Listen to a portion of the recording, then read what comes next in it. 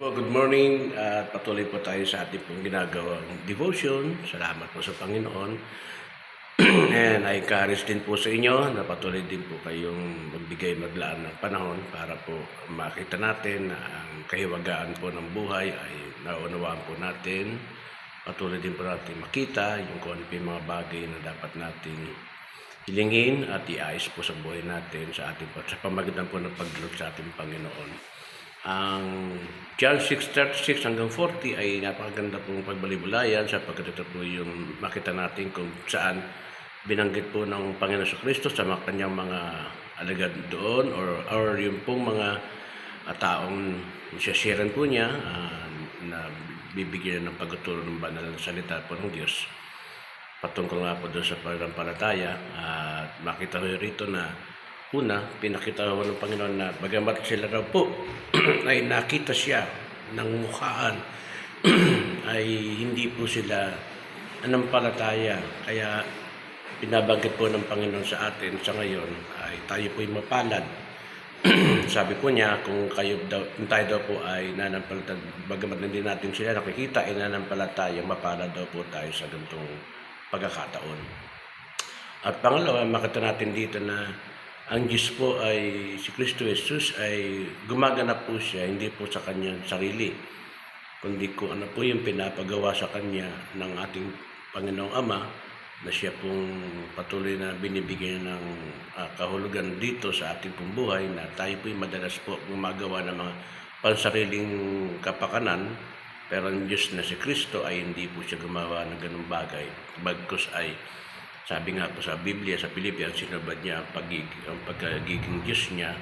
Meaning ay nagkaroon siya ng submission po sa ating Diyos na Ama na sundin ang kalooban. Kaya nga naman meron tayong prayer na sundin ang kalooban mo. Maghari ka sa aking buhay. Yun po ang kadalasan binibigay sa atin ng ating Diyos na paghariin po natin ang Diyos na buhay sa ating kalooban sa ating buhay sapagkat mas higit po nakakaalam at nakakabatid po ang Diyos kung ano po yung ating magagawa at kung ano po ating pong magiging buhay sa mundong ibabaw. Wala po tayong kakayanan, wala po tayong kapangyarihan na mabuhay po na mag-isa o sa sariling pamantayan po natin, sa sariling kalooban po natin na gawin ang mga bagay na ito. Pangatlo po, pinapakatarin dito natin Panginoon na kung saan po yung lahat daw po ng mga ibinigay ng Ama ay iningatan niya.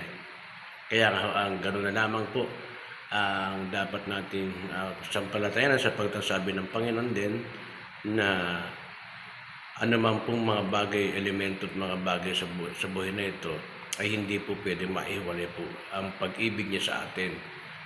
Kamatayan man daw po ito, kahirapan, mga anghel, mga sitwasyon sa buhay. Yung pag-ibig na dinala po ng ating Panginoon sa Kristo rito upang tayo po sagipin, ligtas, ay hindi kayang ihiwalay po yung pangako, yung plano ng Diyos sa atin.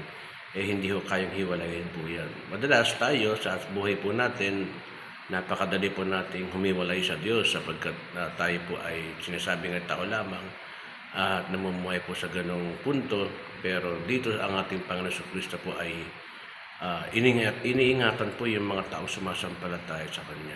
Pangapat na makita natin dito na kahulugan, yung pong buhay po natin na tayo sumampalataya sa Kanya, ay bibigyan niya tayo ng eternal life after na tayo po ay siguro marahil ay hanggang na ng buhay natin, makakaasa po tayo na meron tayong patutunguhan na kasama po ang ating Panginoon sa Kristo. Kaya naman binabanggit niya, sumampalataya na po tayo sa Ama at sumampalataya tayo sa Anak sapagkat sa Kanya pong pagparoon sa langit ay siya babalik at pagbalik po niya, isasama na po tayo at hinihanda po tayo ng kalalagyan po natin na pinakamagandang kalagayan sa buhay ng tao, hindi po sa mundo. Kundi ito po ang magandang bagay ho na patuloy po tayong sumampalataya, patuloy po tayo magbigay laan ng panahon po sa ating Diyos na buhay at wag ho nating isipin na ang mga bagay na dumarating sa atin ay makapagpihiwalay po ito sa atin. Hindi po. Tingnan lang natin na dapat tayong patuloy na magsikhay sa buhay, manalangin, mag-aral ng kanyang salita o magbulay-bulay at patuloy tayong dumalo po sa mga gawain na tiyak naman natin na ang Diyos na Banal na Espiritu ay patuloy nating kapiling at siya ang nagbibigay sa atin ng landasin po ng buhay espiritual at patuloy po na pagbibigay po ng kapurihan natin sa Diyos ng buhay. Salamat po and good morning.